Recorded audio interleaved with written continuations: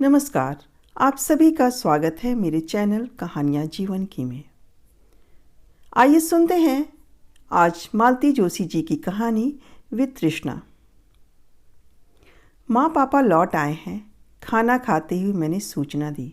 अच्छा, इनकी ठंडी प्रतिक्रिया थी। चाचा को भी साथ लेते आए हैं। किस लिए? अकेले छोड़ते नहीं बना होगा, तभी तो तेरे ही के बाद भी महीना भर तक रुक गए थे। इन्होंने कोई जवाब नहीं दिया, चुपचाप खाना खाते रहे। हम लोग कल जाकर मिल आए। मेरे स्वर में अनुनय था। कल वल तो मुश्किल है, संडे को देखते हैं, उन्होंने विषय समाप्त करते हुए कहा। मेरे लिए संडे तक प्रतीक्षा करना बहुत मुश्किल था, इसलिए मैं अगले दिन दोपहर को ही चली गई। चाची की 13वीं पर देखा था। उस तुलना में चाचा बहुत थके से लगे। स्वाभाविक भी था। इस उम्र में जीवन साथी का एकाएक बिछड़ जाना पति पत्नी दोनों पर ही भारी पड़ता है। फिर इन लोगों के तो कोई संतान भी नहीं है जिसके पास जाकर अपना दुख हल्का कर सके। माँ पापा इसीलिए तो वहाँ से निकल नहीं पा रहे थे। इतने बड़े घर में चाचा को अकेले छोड़ने का उनका मन नहीं हो रहा था। शायद इसीलिए उन्हें साथ लेकर आ गए थे। दोपहर को सारा काम निपटा कर गई थी, पर बच्चों से पहले घर लौटना भी था, इसलिए उस दिन ज़्यादा देर बैठ नहीं पाई। बस उन लोगों को देखकर लौट आई। सोचा रविवार को इनके साथ जाऊंगी, तब आराम से बातें होगी। रविवार की दोपहर संजू सीमा ही अचानक आ गए। मुझे थोड़ा आश्चर्य हुआ। राखी, भाई दूज या बच्चों के जन्मदिन छोड़ दे तो इन लोगों का आना कम ही हो पाता है। नौकरी का बहाना तो खैर है ही, मैं ही माँ पापा के लिए बीच बीच में चक्कर लगाती रहती हूँ। जब भी ये लोग आते हैं, सीमा शिकायतों का पिटारा खुलकर बैठ जाती है। सास ससुर की सेवा करते करते वह कितना पस्त हो चुकी है, यह जताना वह कभी नहीं भूलती। और अब तो घर में एक और व्यक्ति का इजाफा हो गया है। बेचारी कितनों की सेवा करेगी। मैं मानसिक रूप से सब कुछ सुनने के लिए तैयार ही थी। उसने भी जरा सा भी समय नहीं गंवाया और शुरू हो गई उसकी नौकरी, बच्चों की पढ़ाई, छोटा सा घर, घर में 3-3 बुजुर्ग। समस्याओं का तो अंत ही नहीं था। पापा एक बार हमसे पूछ तो लेते। संजू ने पहली बार मुंह खोला। वैसे बात उसकी ठीक ही थी। मैं चाचा को अपने पास ले आती हूँ। मैंने अपनी तरफ से समस्या का समाधान किया। नहीं दीदी, अभी उन्हें आए हफ्ता ही नहीं हुआ है, वे क्या सोचेंगे। इससे तो बल्कि तुम एक काम करो, संजू ने गला साफ करते हुए कहा। तुम माँ पापा को थोड़े दिन अपने पास बुला लो, उन्हें चेंज भी हो जाएगा और हम लोग चाचा को ठीक से रख पाएंगे। अभी तो उनकी ढंग से सोने की व्यवस्था भी नहीं हो पाई है। बेचारे ड्राइंग रूम में दीवान पर सोते हैं। मैंने श्रीमान जी की ओर देखा। इस प्रस्ताव पर उनकी सहमति आवश्यक थी, पर वे टीवी पर मैच देखने में मशगूल थे। ऐसी फालतू बातों की ओर ध्यान देने की उन्हें फुर्सत नहीं थी। मैं अच्छी तरह जानती थी कि टीवी देखने का कितना भी नाटक कर ले, कान उनकी हमारी बातों पर ही थे। इसका प्रमाण तुरंत मिल गया। संजू सीमा को विदा कर मैं जैसे ही घर में दाखिल हुई, ये बोले, तुम्हारे भाई भाभी तो बड़े शातिर हैं। मतलब? जैसे ही सोने का अंडा देने वाली मुर्गी हाथ आई, माँ बाप को देश निकाला दे दिया। कैसी बातें कर रहे हैं? ठीक ही तो कह रहा हूँ। माँ बाप को तो पूरा निचोड़ लिया है। अब उनके पास कुछ नहीं है तो रवाना कर दो। चाचा के पास माल टाल है, उनके आगे पीछे भी कोई नहीं है। अब उन्हें निचोड़ेंगे। तभी तो तुम्हारा प्रस्ताव उन्हें मान्य नहीं हुआ। सोच रहे होंगे दीदी सारी मलाई न गटक ले, हम टापते ही रह जाएंगे। वे बेचारे क्या जाने, उनकी दीदी में इतने गट्स होते तो क्या बात थी। उनका इशारा मैं समझ गई, पर चुप लगा गई। बेकार बहस बढ़ाने से क्या फ़ायदा। पापा का एक सपना था, रिटायरमेंट के बाद वे गांव लौट जाना चाहते थे। इसलिए गांव के पुराने पुश्तैनी घर को ठीक ठाक करने का उन्होंने प्लान बनाया। संजू को पता लगते ही वह दौड़ा दौड़ा गया। बोला, पापा यहाँ पैसा फेंकना बेकार है। यहाँ आप कितने दिन रह पाएंगे? यहाँ न तो मेडिकल फैसिलिटी है, न ट्रांसपोर्टेशन है, न ढंग के लोग हैं, न लाइब्रेरी। 4 दिन में ऊब जाएंगे आप। इससे तो अच्छा है हम लोग शहर में ही बड़ा सा मकान ले ले, सब लोग साथ में रह लेंगे। संजू की बात शायद पापा नहीं मानते, पर माँ ने भी बेटे का साथ दिया। उन्हें अब पोते के साथ, बेटे बहू के साथ रहने का मन था। फिर मैं भी इसी शहर में थी। दोनों बच्चे आंखों के सामने रहेंगे, माँ को और क्या चाहिए। आखिर पापा ने हथियार डाल दिए। इतने सालों तक सरकारी क्वार्टरों में रहने के बाद फ्लैट में रहना उन्हें रास नहीं आ रहा था, पर उतने पैसों में स्वतंत्र घर की कल्पना भी नहीं की जा सकती थी। श्रीमान जी तब बहुत भुनभुनाए थे। पुश्तैनी जायदाद में बेटी का भी बराबर हिस्सा होता है, यह बात मैं भी जानती थी, पर गांव के उस पुराने मकान के कितने मिलेंगे मुझे पता था। उस छोटी सी रकम में हिस्सा बटाने का मन नहीं हुआ। आखिर संजू मेरे माता पिता के लिए तो बड़ा घर ले रहा था, पर मेरे इस अपराध को ये कभी क्षमा नहीं कर पाए हैं। पापा को अपने घर आने के लिए राजी करना एक टेढ़ी खीर थी। वे तो प्रस्ताव सुनते ही भड़क गए थे। ये मेरा घर है, इसमें मेरा पैसा लगा है, मुझे यहाँ से कोई नहीं निकाल सकता, और मोनू को मैं यहाँ अपनी जिम्मेदारी पर लाया हूँ, तो उनकी सुख सुविधा का ख्याल रखना भी तो आपकी जिम्मेदारी है। उनके पास ढंग से सोने की जगह नहीं है, दीवान पर पड़े रहते हैं, अच्छा लगता है, और आपको घर से कोई नहीं निकाल रहा है। मैंने तो एक सजेशन दिया था, जरा सीमा का ख्याल कीजिए, बच्चों को देखना, 3 बुजुर्गों की सेवा करना, और ऊपर से नौकरी। तो नौकरी ही तो करती है, और क्या करती है, माँ बोली। दोनों वक्त की रसोई मैं देखती हूँ। सुबह नौकरी का बहाना है, शाम को बच्चों का होमवर्क है। बच्चों के टिफ़िन भरने से लेकर धोने तक का काम मैं ही करती हूँ, समझी। तो चलो ना, इसी बहाने तुम भी थोड़े दिन आराम कर लेना। यह प्रस्ताव लेकर मैं जानबूझकर दोपहर में गई थी। चाचा बाहर दीवान पर सो रहे थे, हम लोग कमरे में थे। लाख धीरे धीरे बात कर रहे थे, पर शायद उन्होंने सुन ही लिया। भीतर आकर बोले, मेरे यहाँ आने से इतनी प्रॉब्लम, इतनी असुविधा होगी, यह पता होता तो। प्रॉब्लम कोई नहीं है चाचा, न कोई असुविधा है, बल्कि आपको ठीक से सुविधा न देने के कारण संजू शर्मिंदा हो रहा है। मैं तो आपको अपने घर भी ले जा सकती हूँ, दोनों घर एक ही समझिए, जैसे यहाँ वैसे वहाँ। पर फिर संजू बहुत दुखी हो जाएगा कि घर छोटा होने के कारण आपको नहीं रख सका। इसलिए माँ पापा से कह रही थी, कुछ दिनों के लिए मेरे पास आकर रहिए, मुझे भी सेवा का अवसर दीजिए। मेरा भी मन करता है, आपको भी थोड़ा चैन हो जाएगा, और एक ही शहर में है तो मिलना जुलना होता ही रहेगा। पता नहीं कैसे क्या हुआ, पर एक दिन माँ पापा मेरे पास रहने आ गए। शायद बहू ने तेवर दिखाए होंगे, या चाचा के सामने कलह क्लेश नहीं चाहते होंगे। वे लोग मेरे घर आ गए। मैंने गेस्ट रूम उनके लिए सुसज्जित कर दिया, अपने बेडरूम वाला टीवी लाकर वहाँ लगा दिया, पापा की पसंद का अखबार चालू कर दिया, कुछ पत्रिकाएं कमरे में रखवा दी।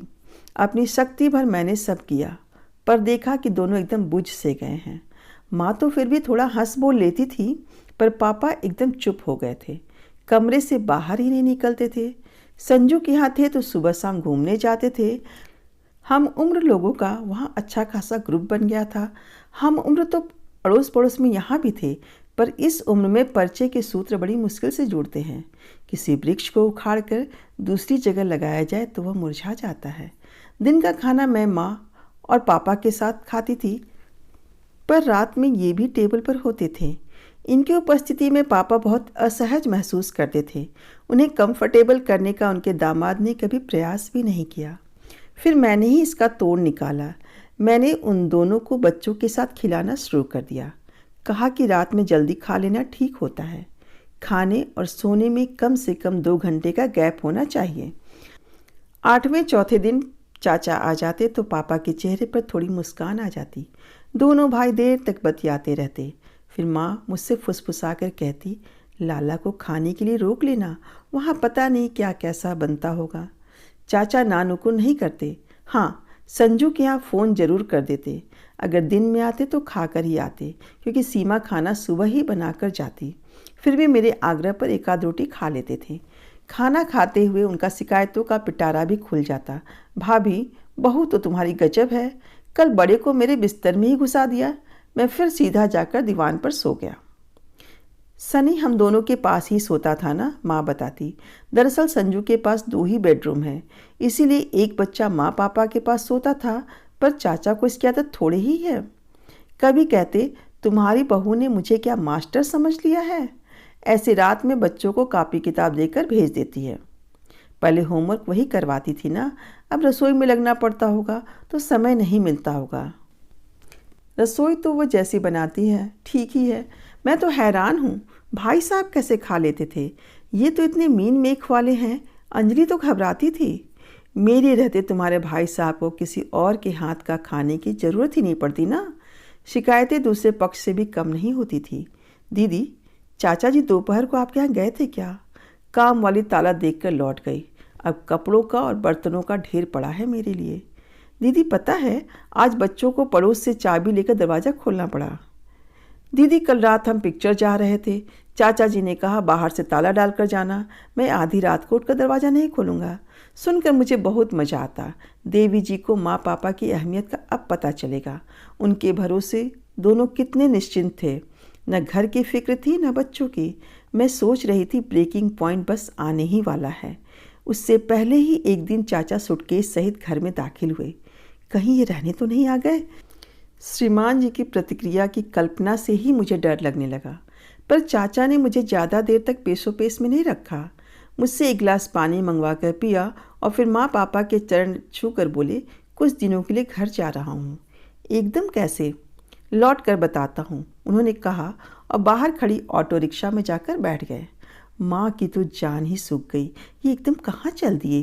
किसी ने कुछ कह तो नहीं दिया? बड़े चाव से हम लोग उन्हें लेकर आए थे, पर अब खुद ही शरणार्थी बन गए हैं। क्या करें?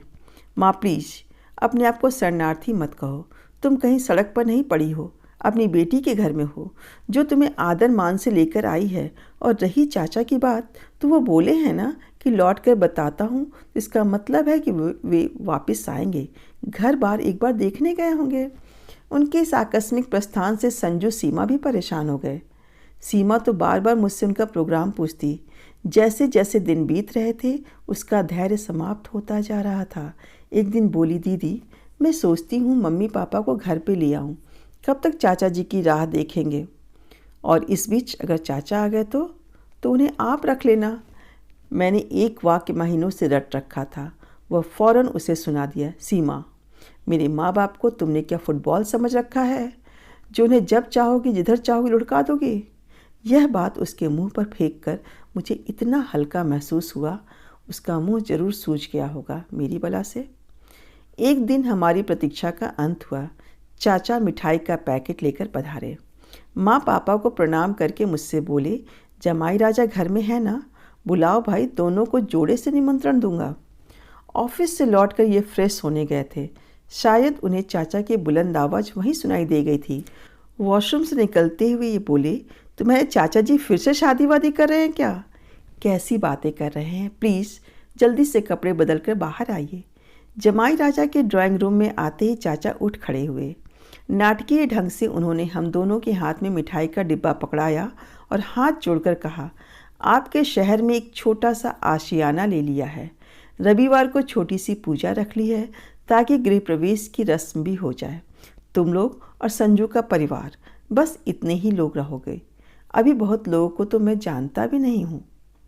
हम लोग के आश्चर्य का ठिकाना नहीं रहा, पर हमने बधाई देने में कोई कंजूसी नहीं की। चाय पीते हुए चाचा ने कहा, भाभी और भाई साहब को साथ लेकर जाता हूँ। सब कुछ इन्हीं को करना है, मुझे तो कुछ आता जाता नहीं है। और मैंने देखा भाई साहब और भाभी अपनी अपनी सूटकेस लेकर एकदम तैयार खड़े थे। शायद उन्हें पहले से सूचना मिल गई होगी। माँ पापा के जाते ही घर एकदम सूना हो गया।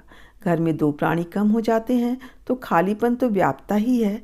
पर मेरे उदास होने का कारण यह था कि मैं जानती थी कि वे दोनों अब लौटकर यहाँ नहीं आएंगे। चाचा के अपने घर जाने के बाद संजू सीमा उन्हें घर ले जाएंगे। शहर के बाहर सीमेंट का जंगल उगाया था। उन्हीं कॉलोनियों में से एक में चाचा का नया फ्लैट था। 2 BHK सुंदर था। बाहर गैलरी थी, भीतर वॉशिंग स्पेस थी, वेट गैलरी थी। खास बात यह थी कि बिल्डिंग में लिफ्ट की सुविधा थी। चाचा अपने साथ पुराने सेवक को ले आए थे और गृहस्थी का सामान भी। माँ ने लखन के साथ मिलकर 2 दिन में घर ठीक से जमा दिया था। 2-3 बक्से अब भी खुलने को बाकी थे, पर ज़रूरत का सामान सब निकल आया था। माइक्रो से लेकर फ्रिज तक रसोई में हर चीज़ मौजूद थी। चाचा शायद जाने से पहले सारा इंतजाम कर गए थे, क्योंकि हर कमरे में AC लग गया था, हर बाथरूम में गीजर फिट था, पलंग भी नए लग रहे थे, माँ ने अपना वाला कमरा तो ऐसे जमा लिया था जैसे हमेशा यहीं रहना है। चाची बहुत शौकीन थी, उनकी पसंद भी बहुत ऊंची थी। उनकी क्रॉकरी, बर्तन, पर्दे, चादरें सब आला दर्जे के होते थे। सीमा हर चीज़ को छूकर उलट पलट कर देख रही थी, मन ही मन कीमत का अंदाज़ा लगा रही थी। पूजा अच्छे से संपन्न हो गई। खाना भी बहुत अच्छा था। बहुत दिनों बाद माँ को रसोई का एकदम राज मिला था। किसी का अंकुश नहीं था, इसलिए उन्होंने बहुत मन लगाकर खाना बनाया था। खाने के बाद हम सब हॉल में बैठकर गपशप कर रहे थे कि एकाएक सीमा ने पूछा, मम्मी जी, ये सब समेटने में आपको एक आध दिन तो लग ही जाएगा ना? मैं आप लोगों को लेने परसों आऊँ या चाचा जी छोड़ देंगे? ये लोग अब कहीं नहीं जाएंगे, चाचा ने निर्णायक स्वर में कहा। हम तीनों बूढ़े प्राणी यहीं रहेंगे और ये चौथा बूढ़ा लखनलाल हमारी सेवा करेगा। क्षण भर को हॉल में चुप्पी छा गई। यह प्रस्ताव हम सब के लिए एकदम अप्रत्याशित था। बड़ी देर बाद संजू की आवाज़ निकली, चाचा, ये अचानक नहीं बेटे, बहुत दिनों से प्लानिंग कर रहा था। भाई साहब की इच्छा थी कि मैं अब उन लोगों के साथ रहूं।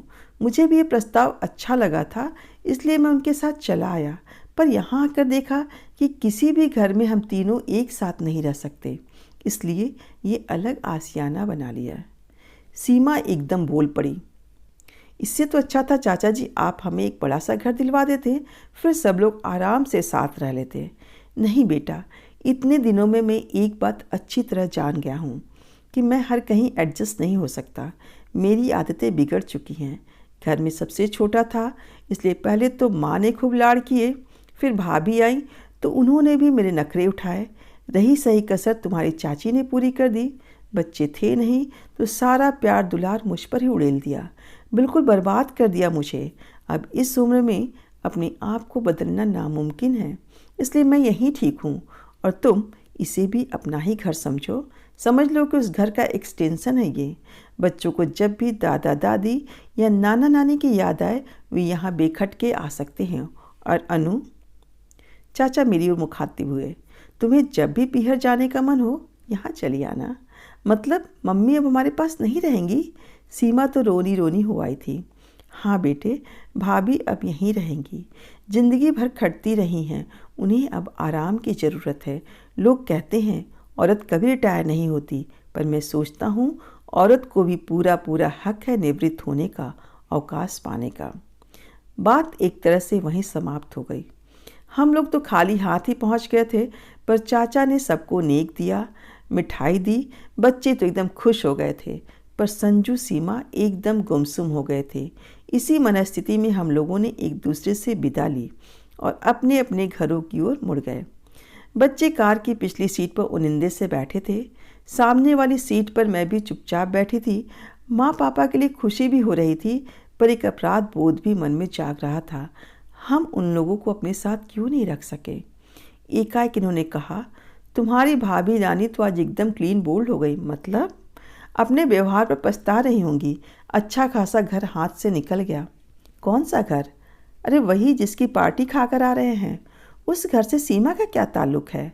ताल्लुक है मैडम। अब सोचो, चाचा जी ये घर अपने साथ तो लेकर जाएंगे नहीं, किसी न किसी को नामजद करेंगे ही, और पहला हक संजू लोगों का ही बनता है। पर सीमा रानी ने चांस गंवा दिया। काश चाचा जी से थोड़ा ढंग से पेश आई होती।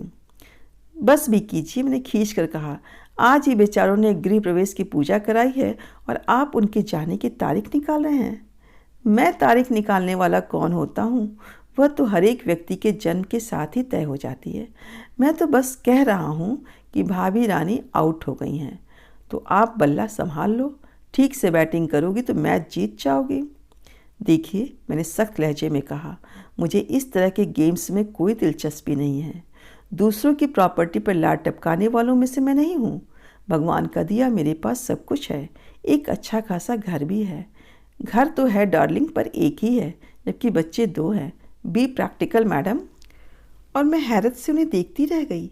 अभी कुछ देर पहले जब सीमा ने कहा था कि चाचा जी ने एक बड़ा सा घर हमें ही दिलवा दिया होता तो सब लोग साथ ही रह लेते, सुनकर मैं तो शर्म से गड़ गई थी। ऐसी मंगतापन, छे! और ये महारानी साथ में रहेंगी, उसकी शिकायतों का पिटारा कभी ख़त्म ही नहीं होता। पता नहीं चाचा जी कितनी चाय पीते हैं, मैं तो कप प्लेटें धो धो कर थक जाती हूँ। इस आदमी के खाने के इतने नखरे हैं कि क्या बताऊँ दीदी। सच कह रही हूँ, कपड़ों का ढेर निकलता है प्रेस के लिए, मेरा तो सारा बजट ही गड़बड़ा जाता है। इस आदमी का इतना भी आसरा नहीं है कि बच्चों को सौंप कर सेकंड के लिए भी कहीं जा सके। जिसके खिलाफ इतनी शिकायतें हैं, उन्हीं से बड़े से मकान की फरमाइश हो रही है। बेशर्मी की तो कोई हद होती है। और मेरी बगल में बैठा यह आदमी, इसने तो सीमा को भी मात कर दिया है। पहली फुर्सत में इसने चाचा की वसीयत लिख डाली है। चाचा, गिद्धों की यह कैसी जमात तुम्हारे आसपास इकट्ठा हो गई है। तो अभी आपने सुना मालती जोशी जी की कहानी वितृष्णा। आपको ये कहानी कैसी लगी? अपनी राय कमेंट बॉक्स में लिखें और ऐसे ही अन्य कहानियों को सुनने के लिए मेरे चैनल को लाइक करें, शेयर करें, सब्सक्राइब करें और बेल आइकन अवश्य प्रेस कर दें ताकि आने वाली अन्य कहानियों का नोटिफिकेशन आपको जल्द से जल्द प्राप्त हो सके और आप कहानियों का आनंद ले सकें। आप सभी का बहुत बहुत धन्यवाद। मिलते हैं अगली वीडियो में। अपना ख्याल रखें, खुश रहें और जीवन में सफलता की नई ऊंचाइयों को प्राप्त करें, ऐसी मेरी इच्छा है, आकांक्षा है। आप सभी का बहुत बहुत धन्यवाद।